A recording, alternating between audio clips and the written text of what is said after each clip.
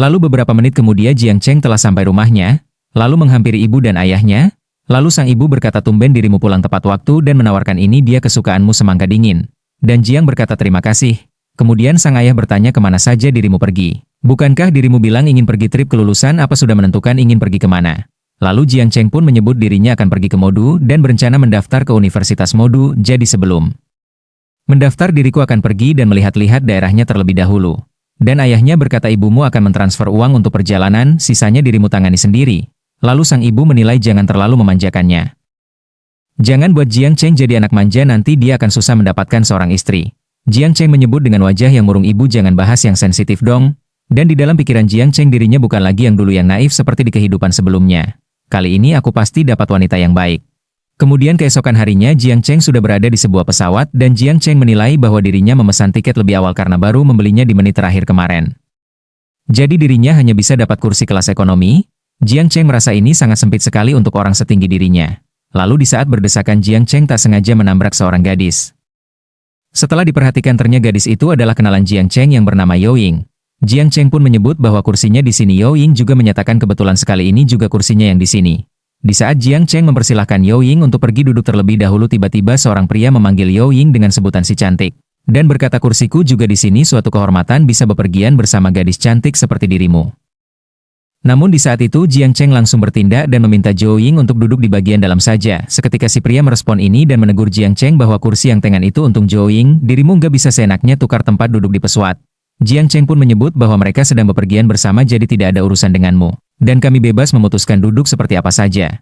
Kembali si pria bersikap agresif tanpa menghiraukan Jiang Cheng dan bertanya kepada Jo Ying. Apakah Jo Ying juga akan pergi ke Modu, serta ada urusan apa Jo Ying pergi ke Modu? Jo Ying pun merespon dengan dingin dan menyebut bahwa dirinya pergi untuk bekerja, kemudian berkata bagaimana dengan dirimu Jiang Cheng? Ada keperluan apa dirimu ke Modu? Jiang Cheng pun berkata bahwa dirinya hanya bosan di rumah jadi memutuskan untuk melakukan perjalanan. Jo Ying menyebut ini hal yang bagus yang artinya Jiang Cheng lagi liburan. Kembali si pria mengajak Jo Ying untuk mengobrol dan menyatakan bahwa dirinya sempat mengulang setahun tapi akhirnya lulus juga. Dirinya juga sedang dalam perjalanan ke Modu. Si pria pun memperkenalkan dirinya bernama Qianshen, namun Jo Ying tidak meresponnya.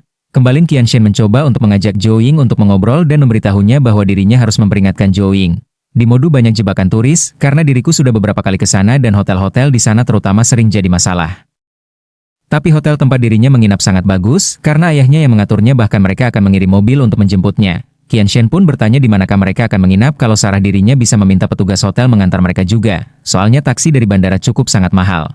Jiang Cheng pun menanggapi bahwa hal itu tidak perlu dilakukan serta mengucapkan terima kasih, karena hotel yang dirinya pesan juga sudah termasuk layanan jemput dari bandara Jo Ying bersamanya. Jadi Qianshen tak perlu repot-repot.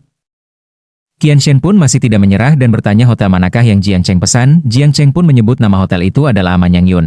Seketika Qianshen pun kaget mendengar nama hotel ini. Amanyang Yun adalah hotel ultra mewah yang dibangun dengan biaya 3,3 miliar dan memadukan peninggalan kuno dari kota tua 11 Jiangchun yang berusia 1000 tahun itu.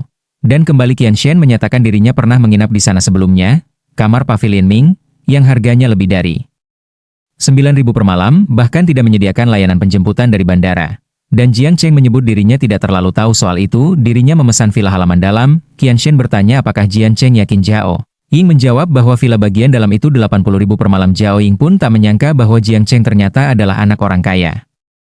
Jiang Cheng pun meminta untuk menghentikan ini seolah-olah Zhao Ying sendiri bukan anak orang kaya. Jiang Cheng menilai bahwa Zhao Ying bukan hanya gadis tercantik di sekolah mereka, dia juga dikenal sebagai orang kaya di kota. Zhao Ying juga sewaktu masih sekolah sering diantar jemput dengan mobil mewah keluarga mereka. Zhao Ying juga anak kesayangan surga yang merupakan tipe gadis yang bisa membuat para pria minder hanya dengan tatapan matanya saja, hampir tak ada yang berani untuk mendekatinya, tapi dirinya tak pernah sombong, dirinya hanya belajar seorang diri dengan tenang. Namun dulu dirinya benar-benar hanya fokus kepada Zhao Jia, jadi dirinya tidak terlalu memperhatikan Zhao Ying. Dirinya dengar kalau keluarga Zhao Ying mengalami masalah saat mereka duduk di tahun kedua SMA. Dan sejak itu dia mulai berjalan kaki pergi ke sekolah, lalu Zhao Ying menanggapi perkataan Jiang Cheng dan menyebut bahwa sekarang dirinya sudah bukan orang kaya lagi. Mendengar hal ini Jiang Cheng merasa salah bicara dan segera mengganti topik pembicaraan. Hingga akhirnya Jiang Cheng mulai mengajak Zhao Ying mengobrol tentang masa sekolah mereka, dan Zhao Ying menikmati pembicaraan ini dan menyebut sekolahan mereka memang cukup seru. Jiang Cheng pun merasa lega, akhirnya suasana menjadi cair. Sekarang biarkan dirinya memeriksa kembali seberapa tinggi tingkat keakraban Zhao Ying. Lalu sistem menampilkan status nama Zhao Ying, umur 18 tahun, tinggi 172 cm, penampilan 96, dan bentuk tubuh. 96. Privasi 0 lalu tingkat keakraban 75 poin kategori teman. Jiang Cheng pun sedikit kaget dengan nilai keakrabannya mencapai 75 poin teman sekelas. Biasanya hanya 65 poin tapi ini Zhou Ying berbeda. Jiang Cheng pun bertanya-tanya mungkinkah Zhou Ying selama ini diam-diam memperhatikan dirinya. Dan tak terasa Jiang Cheng sudah mendarat di Bandara Modu. Lalu saat mereka keluar Jiang Cheng menyapa kepada seorang petugas wanita yang membawa papan namanya serta memberitahunya bahwa dirinya adalah Jiang Cheng. Lalu petugas ini menyapa Jiang Cheng serta memperkenalkan dirinya bernama Kuang Yan, dirinya pelayan pribadi yang ditugaskan villa halaman dalam yang telah Anda pesan. Melihat ini Jiang Cheng menilai seperti yang kuduga dari Aman Yang Yun sangat profesional, lalu Jiang Cheng pun bertanya kepada Zhou Ying di manakah Zhou Ying menginap. Zhou Ying menyebut dirinya menginap di rumah temannya di Pudong. Itu tidak searah dengan Aman Yang Yun, Zhou Ying pun meminta untuk tidak khawatir. Dirinya akan naik taksi sendiri. Namun Jiang Cheng meminta Zhou Ying untuk masuk dan menyebut mereka sudah lama kenal jadi tak perlu sungkan. Lalu Jiang Cheng berkata kepada Wang Yan, bisakah hantar teman saya ke Pudong terlebih dahulu sebelum ke Aman Yang Yun? Wang Yan pun menjawab bahwa tidak masalah dengan hal ini. Di sisi lain Qian Shen nyatanya masih mengikuti mereka. Qian Shen bertanya-tanya dalam pikirannya apakah Jiang Cheng serius. Dirinya harap gadis cantik itu tidak terpesona oleh akting pemerannya dan malah diracuni. Namun Qian Shen merasa itu tidak boleh terjadi, dirinya harus menyelamatkannya. Kalau dirinya berhasil menyelamatkannya mungkin Zhou Ying pasti akan berterima kasih dan mau menghabiskan malam bersama dirinya. Lalu 25 menit kemudian Zhou Ying pun sudah sampai dan mengucapkan, terima kasih, dirinya senang bertemu dengan Jiang Cheng. Dengan ini bisakah mereka saling tukar akun media sosial? Dirinya akan mentraktir Jiang Cheng makan suatu saat nanti. Jiang Cheng pun mengiyakan hal ini. Dan karena Zhou Ying yang mengatakannya, Jiang Cheng harap Zhou Ying tidak lupa. Zhou Ying menyebut bagaimana mungkin dirinya akan lupa. Dirinya sangat berterima kasih untuk hari ini. Dan akhirnya mereka bertukar akun media sosial. Sedangkan Qian Shen yang mengikuti dan melihat mereka sangat kesal. Jiang Cheng benar-benar membiarkan Zhou Ying untuk pergi begitu saja. Dan menyebut malam romantisnya pun hilang begitu saja. Lalu setengah jam kemudian Jiang Cheng menilai bahwa ini cukup lumayan menginap. Aman Yang Yun benar-benar keputusan yang tepat sepadan dengan harganya. Lalu Wang Yan memberitahu bahwa air mandinya sudah disiapkan, Jiang Cheng pun mengerti dirinya akan mandi lebih dulu. Lalu Wang Yan seketika membantu Jiang Cheng membukakan bajunya. Jiang Cheng yang kaget pun bertanya apakah ini bagian dari pelayanan Wang Yan. Dan Wang Yan menyebut bahwa membantu Jiang Cheng untuk melepaskan pakaian memang termasuk dalam pelayanan, tetapi untuk urusan pakaian dalam Jiang Cheng harus mengurusnya sendiri. Jiang Cheng pun mengerti. Kemudian saat Jiang Cheng sedang merendam, Jiang Cheng yang melihat Wang Yan bertanya apa yang hendak Wang Yan lakukan. Wang Yan berkata bahwa menggosok punggung Jiang Cheng termasuk dari pelayanan, tapi dirinya tidak membersihkan tubuh Jiang Cheng secara keseluruhan. Jiang Cheng yang menerima pelayanan ini menilai bahwa rasanya benar-benar menyenangkan. Sekarang setelah dirinya lihat lebih dekat, Wang Yan ternyata sangat menarik juga, dan jika kalau memang ada semacam layanan khusus itu pasti sangat luar biasa. Jiang pun kini membayangkan sesuatu yang liar dalam pikirannya. Lalu Wang Yan bertanya apakah airnya terlalu panas untuk Jiang Cheng karena badanmu terasa sangat panas. Mendengar hal ini Jiang Cheng merasa malu dan apa yang sedang dirinya pikirkan. Lalu Wang Yan memberitahu Jiang Cheng bahwa malam ini kami mengadakan resepsi di Aman Yang Yun, karena dirimu salah satu pelanggan super VIP hotel kami. Maka jika Jiang Cheng tertarik kami mempersilahkan Jiang Cheng untuk hadir. Jiang Cheng pun bertanya acara untuk apa. Dan Wang Yan menyebut ini diadakan oleh salah satu klien Platinum Hotel. Intinya adalah lelang untuk beberapa perhiasan berharga. Jiang Cheng pun bertanya apakah ada ketentuan dalam berpakaian.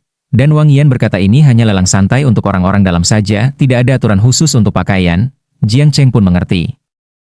Lalu saat di acara lelang Wang Yan memperkenalkan Jiang Cheng kepada salah satu pelayan bahwa ini adalah Jiang Cheng, tamu mereka dengan kartu titanium Villa Koridor. Pelayan pun menyapa Jiang Cheng dan mempersilahkannya untuk masuk, dan Wang Yan pun berkata kepada Jiang Cheng untuk menikmati waktunya di lelang ini. Lalu saat ini lelang pun berlangsung untuk sebuah barang dan tawaran pun mulai diajukan. Jiang Cheng bertanya-tanya dalam pikirannya apakah lelang sudah dimulai. Kedengarannya cukup ramai di dalam. Lalu petugas lelang menyebut bahwa item selanjutnya adalah Richard Mille RM056, dipasok oleh kolektor jam terkenal meskipun mereknya relatif baru. Lebih dari 10 tahun perkembangan telah membuatnya jadi brand kelas atas, setara dengan Patek Philippe. Ini adalah edisi terbatas.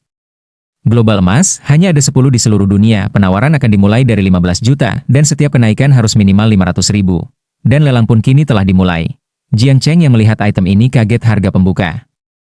Hanya 15 juta saja, dalam 3-5 tahun ke depan harganya di pasar sekunder bisa melonjak di atas 25 juta. Itu akan jadi dosa kalau melewatkan peluang untung 10 juta seperti ini. Dengan cepat Jiang Cheng mengangkat papannya dengan nomor 35, dan menawar 15,5 juta, namun orang lain seketika menawar dengan harga 16 juta. Kembali Jiang Cheng menaikkan tawarannya menjadi 16,5 juta, lalu orang lain kini juga ikut menawar dengan harga 17 juta. Namun Jiang Cheng yang tidak ingin kalah, lalu menaikkan harganya kembali menjadi 18 juta. Orang-orang pun seketika bertanya siapakah orang yang bernomor 35 ini, dia habis-habisan Mereka pun menyebut bahwa nomor 35 ini sudah gila 18 juta untuk benda itu, dengan uang segitu dia bisa beli 2 Patek Philippe dan gantian memakainya setiap hari. Dan akhirnya petugas mulai menghitung, dan saat hitungan ketiga tidak ada lagi yang menawar lebih tinggi dari 18 juta. Hingga petugas memukul palunya dan mengucapkan selamat kepada penawar nomor 35. Di saat yang sama karena hal ini, dua pemuda seketika menghampiri Jiang Cheng dan menyapanya serta memperkenalkan dirinya bernama Qin Fan, anak kaya top modu, dan temanku Wang Zheng, anak kaya modu. Jiang Cheng pun merespon hal ini dan memperkenalkan dirinya Jiang Cheng. Dalam pikirannya Jiang Cheng baru tahu bahwa itu anak paling kaya di modu. Jiang Cheng pun bertanya-tanya apa yang dia lakukan di sini, lalu Qin Fan mengatakan bahwa penawar nomor 8 menawar untuk dirinya dan dirinya merasa Jiang Cheng benar-benar menginginkan jam itu. Qin Fan bertanya apakah Jiang Cheng ahli jam mewah. Jiang Cheng menyebut bahwa dirinya tidak bisa disebut ahli dan dirinya juga tidak terlalu suka, dirinya hanya beli karena belum pernah beli jam itu dan ini pertama kalinya. Karena dirinya hanya ingin melakukan hal baru saja. Qin Fan pun hanya bisa tertawa dan menyebut Jiang Cheng gila beli jam 18 juta buat pertama kali. Qin Fan mengatakan bahwa seharusnya dirinya setidaknya satu kali pernah bertemu dengan orang seperti Jiang Cheng. Tapi mengapa Jiang Cheng rasanya terasa asing? Jiang Cheng menyebut dirinya baru sampai di modu kemarin buat kuliah. Qin Fan lebih kaget mengetahui Jiang Cheng baru berusia 18 tahun, ini lebih gila lagi waktu dirinya seumuran dengan Jiang Cheng, dirinya pasti tidak berani melakukan hal seperti itu. Qin Fan merasa mereka harus main bareng suatu saat nanti. Jiang Cheng pun tidak masalah dengan hal itu, dan setelahnya Qin Fan dan Wang Zheng pamit pergi. Lalu di saat yang sama sebuah notifikasi muncul dan mengucapkan selamat kepada Jiang Cheng yang telah naik level. Setiap detiknya Jiang Cheng akan mendapat 1 yuan. Melihat hal ini, Jiang Cheng menilai bahwa setelah naik level pendapatan hariannya naik menjadi 2,59 juta, yang berarti penghasilan tahunannya baru saja tembus 900 juta. Buat orang biasa angka itu mungkin besar, tapi buat rencana yang diriku punya itu belum seberapa. Di saat hendak pergi, tiba-tiba seorang wanita menegur Jiang Cheng dan menyebut Jiang Cheng adalah orang pada waktu malam itu, dan ternyata wanita itu adalah Yu Xiao Shao. Jiang Cheng pun mengiyakan hal itu. Dengan seorang wanita cantik di sisinya dan mendapatkan uang itu adalah malam yang indah. Yu Xiao Xiao menyebut Jiang Cheng sebagai anak nakal. Dirinya lihat Jiang Cheng baru 18 tahun. Dan dirinya kira Jiang Cheng mahasiswa miskin. Jadi dirinya kasihan. Dirinya tidak menyangka Jiang Cheng anak orang kaya. Jiang Cheng mengatakan bahwa dirinya memang mahasiswa dan sekarang dirinya mau Yu Xiao Xiao untuk urus dirinya lagi. Jiang Cheng menyebut bahwa lelangnya sudah selesai dan dirinya sudah sewa villa di sini. Apakah Yu Xiao Xiao mau ikut dengannya? Yu Xiao Xiao menginginkan hal itu, lagi pula dirinya sudah cukup minum, maka lebih baik kalau Jiang Cheng bekerja. Cuman ini akan lebih sulit dari yang terakhir. Dan di saat yang sama seorang pria meminta Yu Xiao Xiao untuk berhenti di situ serta bertanya apa yang dia lakukan, dan diketahui pria ini adalah Jiang Yu, mantan tunangan Yu Xiao Xiao. Dan Yu Xiao Xiao bertanya dengan nada yang kesal apa yang sedang Jiang Yu lakukan di sini, urusan dirinya bukanlah urusannya. Jiang Yu pun meminta Yu Xiao Xiao untuk tidak lupa bahwa mereka sudah bertunangan. Yu Xiao Xiao pun bertanya apakah Jiang Yu tidak punya malu. Jiang Yu main dengan sahabatnya sendiri dan kini masih berpikir masih mau menikah. Jiang Yu memang sudah gila. Jiang Yu menyebut bahwa itu tidak penting, mereka sudah mengadakan acara tunangan dan mereka sudah bertunangan, jadi Yu Xiao Xiao akan menikah dengan dirinya. Dan Yu Xiao Xiao berkata Jiang Yu sangat menjijikan dan menyebut Jiang Yu tidak tertarik dengan dirinya. Jiang Yu cuma mau pakai dirinya buat tameng biar Jiang Yu bisa ketemu sama cowok dan cewek mainannya. Di saat itu Jiang Cheng mendapatkan sebuah notifikasi yang memberitahu Jiang Cheng bahwa Jiang Cheng menghadapi dua pilihan. Yang pertama, pergi sendirian dapat hadiah cosplay Tenek Mutan Ninja Turtle dan uang tunai 250 yuan. Yang kedua, tampar Jiang Yu 2 kali, hadiah peningkatan 3 kali pada atribut fisik dan 1 kartu sial. Melihat notifikasi kartu ini, Jiang Cheng bertanya apakah sistem bercanda, apakah dirinya kelihatan seperti orang yang mau ditipu. Jiang Cheng pun bertanya kepada sistem apakah peningkatan atribut fisik 3 kali itu termasuk rudal untuk perang dunianya. Kembali notifikasi mengatakan bahwa itu termasuk kekuatan, kecepatan, daya tahan, penglihatan, pendengaran, pemulihan, dan daya tubuh, semua atribut fisik tanpa pengecualian. Melihat hal ini tanpa pikir panjang, Jiang Cheng dengan senang hati menampar Jiang Yu 2 kali, serta mengatakan bahwa yang dirinya benci di dunia ini adalah cowok lembek macam Jiang Yu. Mereka menghina moral bangsa. Jiang Yu yang tersungkur pun seketika memanggil security untuk meminta tolong. Saat security datang, security meminta mereka untuk diselesaikan secara baik-baik, tidak perlu membuat kehebohan. Jiang Yu seketika bertanya apa yang security bicarakan. Jiang Cheng memukul dirinya. Apakah security buta? Jiang Yu meminta security menangkapnya dan panggil polisi. Namun security tidak menginginkan hal ini. Jiang Yu seketika menyebut bahwa mereka bersekongkol melawan dirinya. Jiang Yu meminta mereka untuk menunggu. Dirinya akan memanggil polisi dan buat laporan dan mereka semua akan dipecat. Lalu dalam pikiran security, mereka yang bisa berpartisipasi dalam lelang internasional lama Yang Yun adalah orang kaya atau bangsawan, dirinya tidak mampu menyinggung mereka. Security ini berharap Jiang Yu mengerti dan tidak mempersulit mereka. Di sisi lain, Yu Xiao Xiao meminta Jiang Cheng untuk tidak takut kalau Jiang Yu melapor polisi, dirinya akan bilang bahwa Jiang Yu melecehkan dirinya dan Jiang Cheng menyerangnya untuk melindungi dirinya. Mendengar hal ini, Jiang Cheng tidak menyangka Yu Xiao Xiao akan membela dirinya sampai sejauh itu. Lalu Jiang Yu menyebut bahwa hotel ini penuh dengan CCTV. Dirinya akan mengambil rekamannya. Semua orang yang berani melawan dirinya hari ini akan habis. Namun di saat yang sama seseorang berteriak meminta tolong. Nyatanya saat ini ada orang gila yang mengamuk dan menyebut bahwa istrinya lagi main dengan orang lain di sini. Mereka semua mengatakan bahwa ini rahasia klien dan tidak mau mengizinkan dirinya untuk masuk. Orang-orang pun seketika berlarian dan menyebut orang itu pembunuh. Pria ini mengatakan bahwa dirinya cuma mau satu hal, keluarkan pasangan pengkhianat itu sekarang juga atau dirinya akan membunuh orang yang ada di sini. Jiang Yu yang melihat orang ini seketika gemetaran dan meminta ampun serta meminta tolong. Namun di saat itu Jiang Yu menyadari bahwa mengemis tidak akan berpengaruh, satu-satunya harapannya adalah membantu pria ini. Jiang Yu seketika bertanya untuk apa mereka semua melamun dan meminta mereka untuk mencari orang yang pria ini mau. Lalu di saat yang sama Jiang Cheng kembali mendapatkan notifikasi mengatakan bahwa telah terjadi event spesial yang tak terduga. Jiang Cheng kembali mendapatkan sebuah pilihan. Yang pertama kabur bersama Yu Xiaoxiao sekarang juga, hadiah uang tunai 300 yuan. Yang kedua mengadili yang salah dan menghentikan kejahatan, hadiah daya tarik 5 poin dan skill memeras tingkat dewa. Melihat hal ini Jiang Cheng menilai menghentikan kejahatan ini berarti dirinya harus menyelamatkan bajingan Jiang Yu. Sebenarnya dirinya tidak ingin melakukan hal itu. Tapi demi keselamatan semua orang di sini dan yang paling penting untuk mendapatkan skill memeras tingkat dewa ini.